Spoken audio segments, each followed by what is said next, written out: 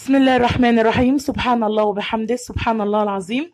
النهاردة بإذن الله هنعمل شربات الحلويات لرمضان.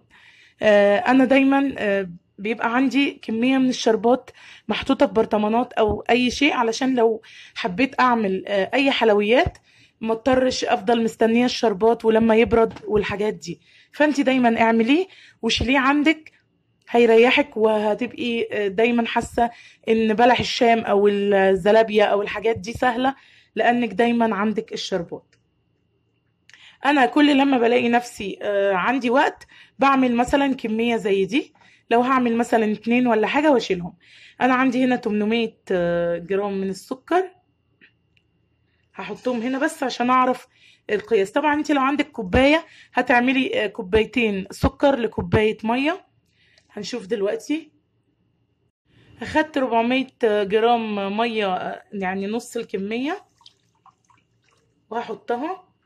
ده الشربات التقيل بتاع الزلابيه او بتاع بلح الشام، بتاع الحاجات اللي هي بتحتاج شربات تقيل، لكن ده ما ينفعش مع البسبوسه. طيب دلوقتي المرحلة اللي جاية، علشان ناس كتير جدا طلبته مني في فيديو بلح الشام وقالت لي الشربات بيسكر معانا او بيبوظ. طيب انا هقولك ممكن يكون ايه الاسباب. السبب ان انت اول ما بتحطي السكر بتاعك ممكن بتعلي عليه النار. طيب لما بتعلي النار ايه اللي بيحصل؟ بيبقى فيه كمية من السكر دابت وكمية لا. اللي داب بيعمل شربات، واللي ما دابش بيفضل الشربات بيمنعه ان هو يعمل يدوب. يعني الشربات بيبقى عمل زي مادة حمت الحبيبات دي انها تدوب، فبالتالي عمر الشربات بتاعك ما هينجح، لان في حبيبات لسه ما دابتش. فلازم نعمل ايه؟ الخطوة دي مهمة جدا، انك توطي النار قوي، توطي النار يعني كتير، وبعدين تفضلي تقلبي تقلبي تقلبي في السكر بتاعك لغاية ما تتأكدي ان كل حبيبات السكر دابت، مفيش ولا واحدة بس ما دابتش.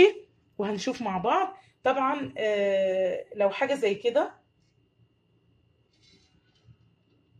مهم جدا انها تتشال. حتة سكر متكتلة، ونفضل نقلب نقلب نقلب، تفضلي واقفة تقلبي على نار هادية لغاية ما تتأكدي ان السكر بتاعك كله داب. في المرحلة دي بقى ايه اللي بيحصل؟ انا بحس ان لون المية بتاعتي طبعا تشبع بالسكر بالشكل ده، ماشي، وفي حبيبات حساها لسه تحت المعلقة، لان المية برضو ليها قدرة على التشبع بالسكر. يعني اوقات بتتشبع خلاص، ما بتبقاش هيدوب فيها حاجة تاني، خلاص بتقف على كده. فبعمل ايه؟ بنزود كمان شوية مية غير المقدار. يعني هو المعروف ان هو كل كوبايه سكر ليها نص، كل كوبايه سكر ليها نص كوبايه ميه، ده في الشربات التقيل. طيب اوقات وانا بقلب بحس ان خلاص مش عايز يدوب فيه حاجه تاني، ازود شويه ميه. وفي المرحله دي انت كده كده لما يغلي الميه هتتبخر، فما تخافيش منها. بس اهم حاجه في الموضوع ان السكر بتاعك يدوب خالص. على فكرة الشربات السهل الممتنع، يعني الواحد بيشرح فيه بس عشان فعلا فعلا بيخرب وبيبوظ من ناس كتير. فإن شاء الله أنا زودت شوية المية اهو، حسيت إن خلاص باقي الحبيبات بدأ يدوب معايا كويس. هدوب بقى كل الحبيبات اللي فاضلة، وبعدين الليمون مش هضيفه دلوقتي خالص، هرجع لكم في المرحلة اللي هيتضاف فيها الليمون. خلاص اتأكدتي إن سكرك كله داب، ما بقاش فيه حاجة خالص، علي بقى النار كده، النار نعليها عليه ونسيبه بقى يغلي. خلاص يغلي معانا غلوتين وبعد كده نشوف. دلوقتي الشربات بتاعنا غلي كويس قوي، 3-4 غلوات كده. هنضيف بقى على النص كيلو سكر حوالي ربع ليمونة من الكبيرة، لكن لو المصري الصغير ضيفي نص ليمون. هنسيبه بقى يغلي شوية كمان لحد كميته ما تقل عن كده، وبعد كده اوريكم اختبار تعرفي بيه ان الشربات جاهز ولا لا. هنا الشربات بتاعي بقى بعد ما جاهز، شوفوا قل ازاي، وخلاص بقى جاهز بقى بالشكل ده. طبعا هو لسه ما بردش قوي. الاختبار بقى عشان تعرفيه ازاي، شوفي كده هو لسه ما استواش، اما كنت بجربه بينزل منك كده، بيبقى شبه سايل شويه.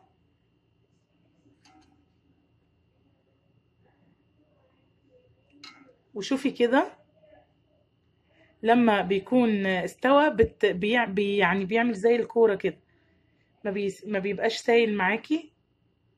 لما بتنزليه كده بتلاقيه ثابت مكانه ومتكتل في مكان واحد، ما بيسيلش، يعني ما بيسيلش على الجنب كده. يبقى الشربات بتاعك جاهز.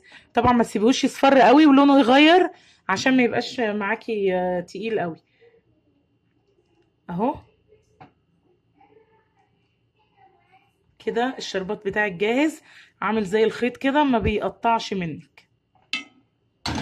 هنشوف طريقة حفظه ان شاء الله. ده الشربات بتاعي بعد لما برد وعبيته في البرطمانات، بيكون شكله بالشكل ده. قبل رمضان باسبوعين ولا حاجة، ولا حتى اسبوع، جهزيه هيفضل عندك، وهيبقى العملية سهلة، مش هتبقي دايما محتاجة تعمليه. برطمانات الازاز بتحفظه حلو قوي، ما بتخليهوش ولا يجراله اي حاجة، ولا ريحته تغير، ولا يسكر منك ابدا. تحطيه كده في البطرمان يكون نظيف ومتنشف كويس، وتقفلي عليه كويس، وتشيليه عندك في ظرفة المطبخ عادي خالص، مش هيحصل له ان شاء الله اي حاجة. يا رب ان شاء الله اكون افدتك وما نسيتش ولا تفصيلة، وباذن الله الشربات ما يبص منكم تاني ابدا. صلوا على سيدنا محمد وعلى ال سيدنا محمد وعلى اصحاب سيدنا محمد. لو بتحب تضيفي الفانيليا ليه، ممكن تضيفي شوية فانيليا. في رعاية الله.